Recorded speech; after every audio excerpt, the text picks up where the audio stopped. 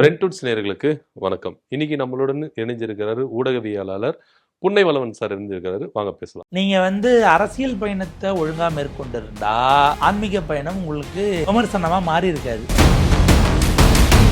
நீங்க திருச்செந்தூருக்கு சைலண்டா போயிட்டு வரீங்க, அதே மாதிரி வேளாங்கண்ணிக்கும் தர்காக்கு சைலண்டா போயிட்டு வந்துடலாம். ஏன் ஒரு முன் அறிவிப்பு கொடுத்துட்டு போறீங்க? அழகர் திருவிழா நடக்குது, அங்கே ராத்திரில எல்லாம் ஏறி ஹியூமன் பிரமிடா மேல மேல ஏறி டிவிக்கு குடியாடிட்டு டிவிக்கு அங்கேயும் கத்திக்கிட்டு இருக்காங்க.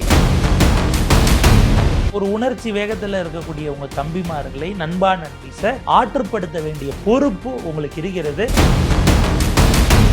ஏன் அவர் சொன்ன மாதிரி பல விஷயங்கள் நடந்திருக்கு. திமுக இருந்து 2 அமைச்சர்கள் வந்து சேருவாங்க, நாங்க சேர்ந்துட்டாங்க தானே. ஒருவேளை தாவேக்கா பண்ண போறாங்கன்றத சிம்பாலிக்கா சொல்றாரோ? ஸ்கூலில் ப்ராக்டிக்கல் எக்ஸாமை விட்டுட்டு ஒரு பாப்பா சாரை பார்க்க வந்தது. இருந்த வேலையை ராஜினாமா பண்ணிட்டு வந்து அதை ரீல்ஸாக போட்டுவிட்டு சொல்லிட்டு வந்தாங்க. எஸ்ஐஆரில் பேர் இருக்கா இல்லையான்னு தெரியாமல் 3 மடங்கு ஃப்ளைட்டை கொடுத்து பல தியாகங்கள் இன்னும் கேட்டால் அவங்க ஒரு பெரிய பட்டியலை கூட அடுக்கலாம். விஜய் ஜெயிப்பாரா தோப்பாரா? திருச்சி கிழக்கை ரொம்ப டஃப்பாக இருக்குது, பெரம்பூரும் டஃப்பாக தான் இருக்குது. எது அவர் நெஞ்சுக்கு நெருக்கமானது வாக்கு என்றனைக்கு விஜய் சார் எந்த வாக்கு என்ன மையத்தில் இவர் ஜெயிச்சாலாம் பனையூர் வாங்கங்கிறாரு. இவர் முதல்ல பனையூருக்கு வருவாரா, நீலாங்கரையில இருப்பாரா? மக்களை அப்படி சாதாரணமா நம்ம எடுத்துக்க வேண்டாம் அப்படிங்கிறது எல்லா அரசியல்வாதிகளுக்குமான பாடமாகத்தான் 2026 தேர்தல் சொல்லும்னு நான் பார்க்கிறேன். இது குறித்து எந்த விதமான குறைந்தபட்ச உணர்வு கூட இல்லாமல் விஜய் அப்படியே இருக்கிறாருங்கிறது அந்த அன்பை திருப்பி செலுத்துவதற்கு நீங்கள் தயாராக இல்லையா? பெட்ரோல் டீசல் மற்றும் சிலிண்டர் விலை இப்போதைக்கு கேட்டால் ஏற்றுறதுக்கு அப்படி எண்ணம் இல்லைன்னு சொல்லுவாங்க. எலெக்ஷன் ரிசல்ட்லாம் வந்த பிறகு அடுத்து ஒரு ஹைக் மிக நிச்சயமாக இருக்கிறது. நீங்கள் ஒரு நாடுகளை சார்ந்து இருப்பதே ரொம்ப தவறானது இல்லையா? அடிப்படையில் அங்கே ஏதாவது ஒன்று ஆச்சுன்னா,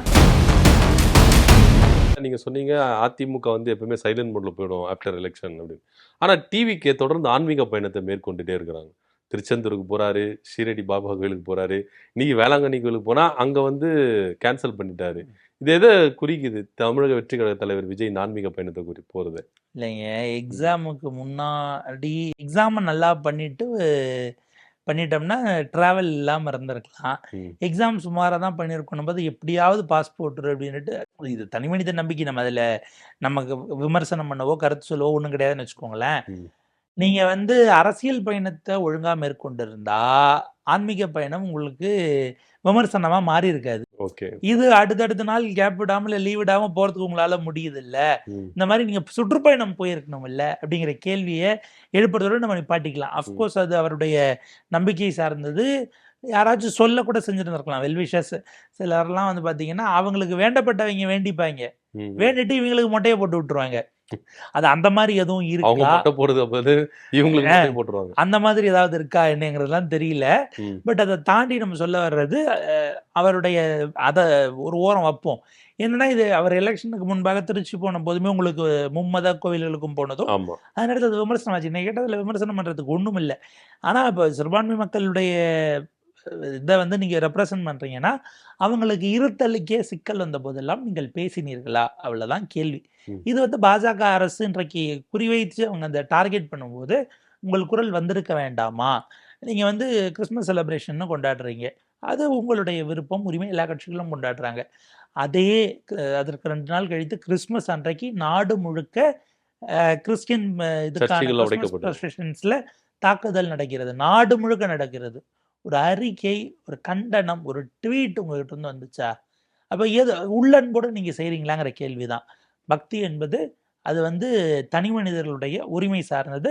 அது ஆக்சுவலாக தனிப்பட்ட அந்த மனிதனுக்கான அனுபவம். நம்ம அதுக்கு மேலே கமெண்ட் எதுவும் பண்ணிக்க வேண்டாம்.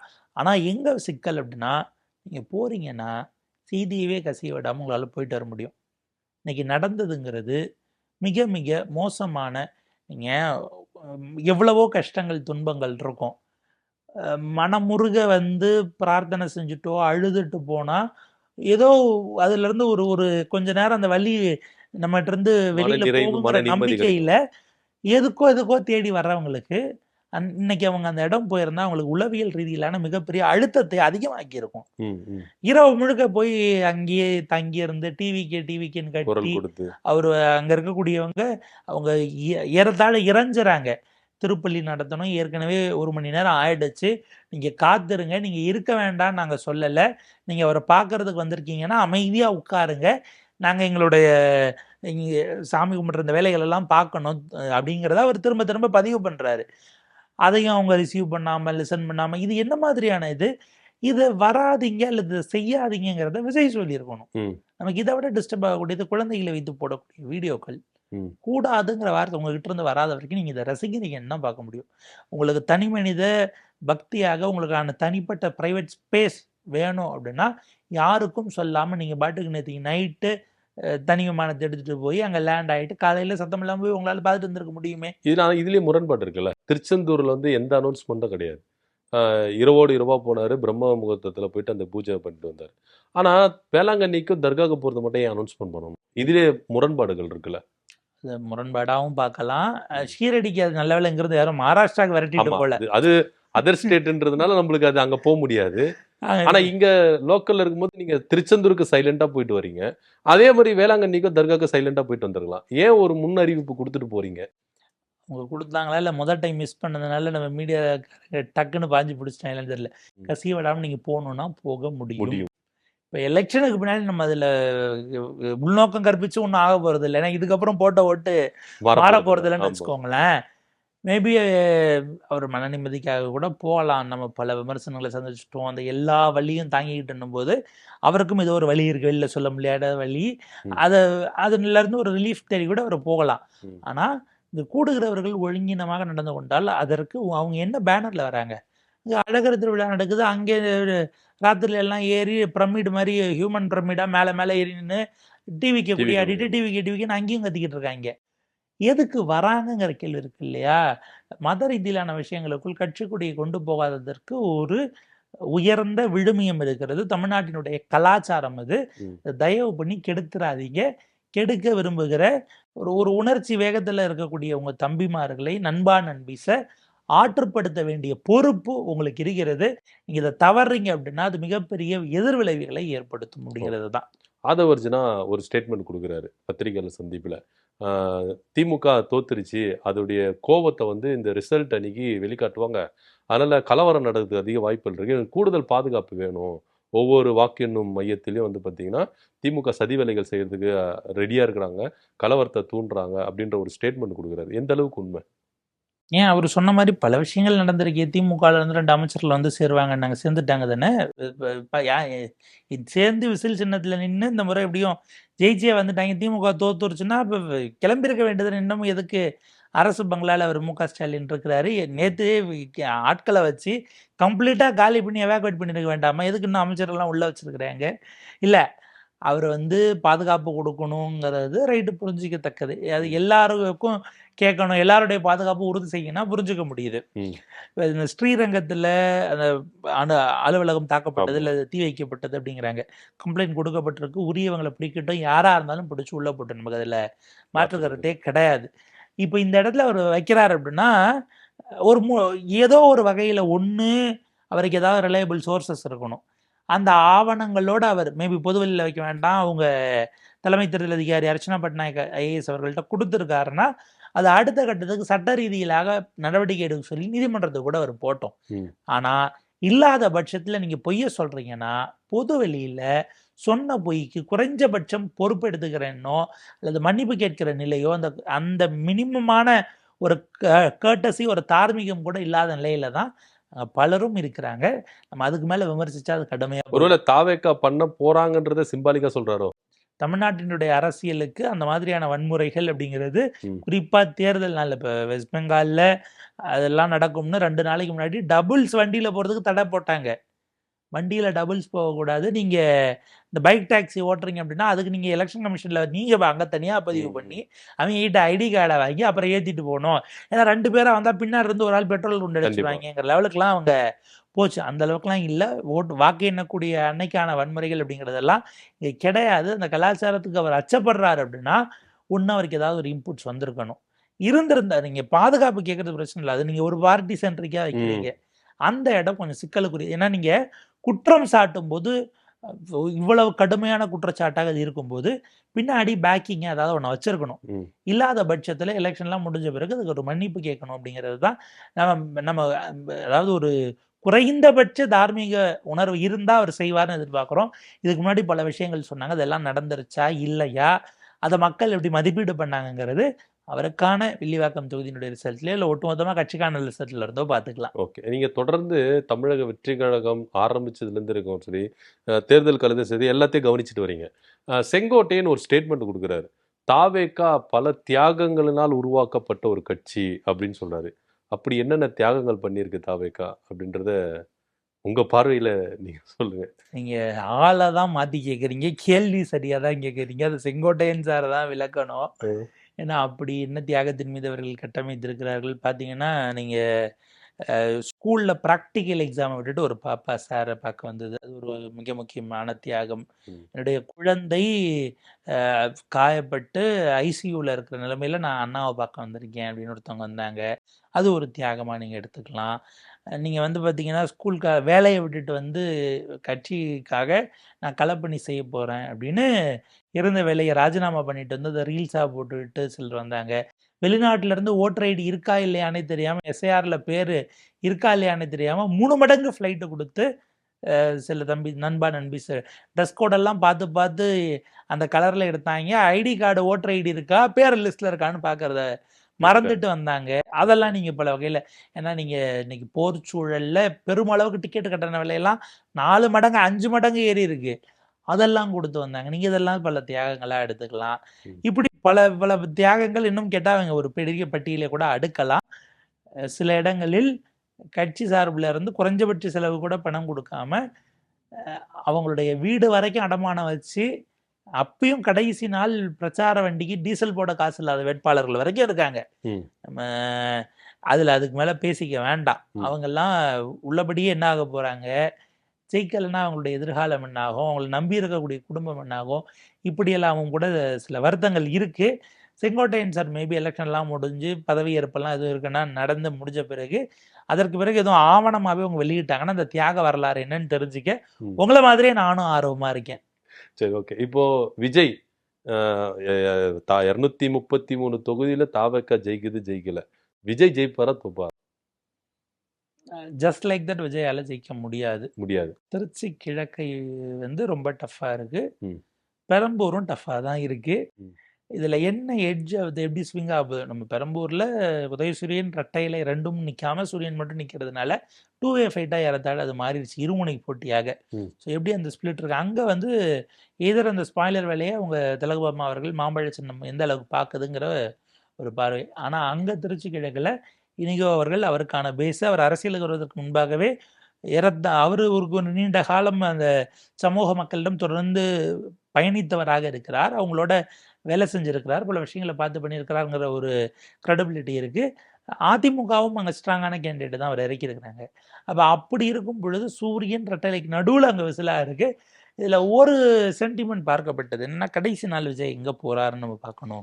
ஏன்னா, இப்ப 2த்துல எங்க அவரு ராஜினாமா பண்ணுவாருன்னு தெரியாதுல்ல. ஆமா. எது அவர் நெஞ்சுக்கு நெருக்கமானது? ம். இப்ப வாக்கு எண்ற அன்னைக்கு விஜய் சார் எந்த வாக்கு எண்ணும் மையத்துல இருப்பாருங்கிற திருச்சி கேள்வி கிழக்கு இருக்கா? போவாரா? பெரம்பூர் போவாரா? அதுக்கு தான் எங்கேயுமே போகாம வீட்லயே இருந்து டிவிலயே பார்த்துப்பாரா இருக்கும். ஓகே. ஸோ அப்படின்னும்போது, ஏன்னா நீங்க அத நாளைக்கு சொல்லி காட்டலாம்ல. அவரு என்ன ஆனாலும் அவர் வீடு அங்க தான் இருக்கு. இங்க வரவே மாட்டாருன்னு திமுக, அதிமுக 2 பேரும் தான் திருச்சியில கேம்பெயின் ஆமா. பண்ணியிருப்பாங்க.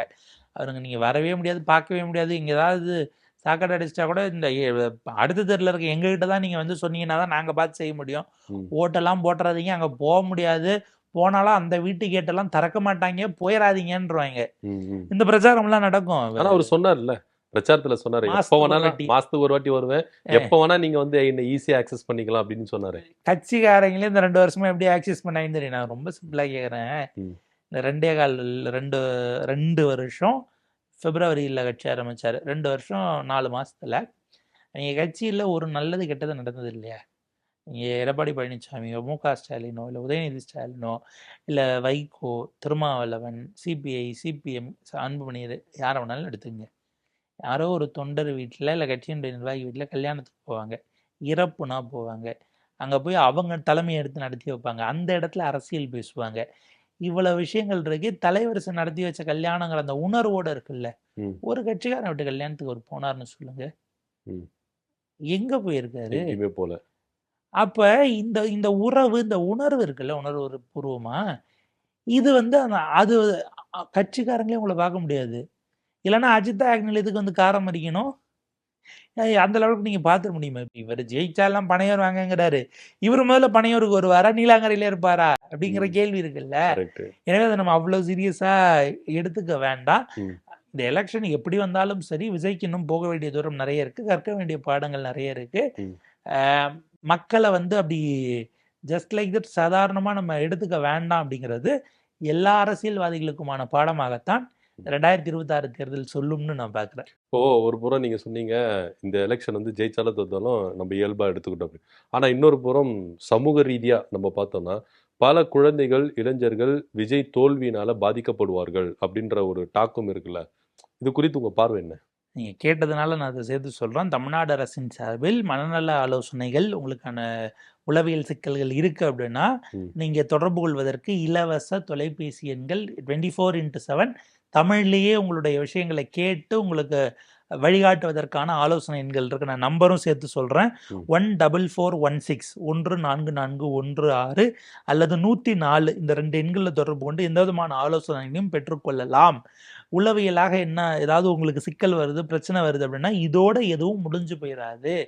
மிக நீண்ட ஒரு நெடும் பயணம் இருக்கிறது. நீங்க வந்து இன்னும் தைரியமாக இருக்க வேண்டும். ஒரு தேர்தலோடு முடிந்து விடக்கூடியதாக எந்த அரசியல்வாதியினுடைய வாழ்க்கையும் இருந்ததில்ல. ம். ஒரு தோல்விகள் இது வந்து இப்ப அடுத்தது எக்ஸாம்ஸ் இருக்கு. என்ட்ரன்ஸ் ஆமா. எக்ஸாம்ஸ்.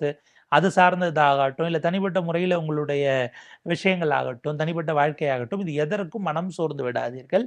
தைரியமா இருங்க. ம். நீங்க விழுந்துட்டீங்க அப்படின்னா, எதுவுமே எண்டு கிடையாது. மறுபடியும் 0ல இருந்து ஸ்டார்ட் பண்ண முடியும். அந்த 2 எண்களுக்கு உங்களுக்கு ஏதாவது சிக்கல் இருக்கு, பெற்றோர்கள் இருக்கீங்க அப்படின்னா, இதுல கொடுமை என்னன்னா, அது சனி, ஞாயிறும் கிடையாது. மண்டேவா மண்டே. இருக்கு. நீங்க அன்றாடம் காட்சிகளாக இருக்கக்கூடியவர்கள், வேலைக்கெல்லாம் தனியார் போணும். நிறுவனத்து ஆமா. வேலைக்கு போற பெற்றோர்கள் போணும். குழந்தைகள் சம்மர் தனியா விட்டு ஹாலிடே போணும். இது. ம். சம்மர் ஹாலிடேவும் கூட. கொஞ்சம் கவனமாக இருங்கள். பிள்ளைகள் மேல ஒரு கண்ணு வச்சுக்கோங்கங்கிறத தான் நம்ம பதிவு பண்ண வேண்டியிருக்கு. இது குறித்து எந்த விதமான குறைந்தபட்ச உணர்வு கூட இல்லாமல் விஜய் அப்படியே இருக்கிறாருங்கிறது, ம்.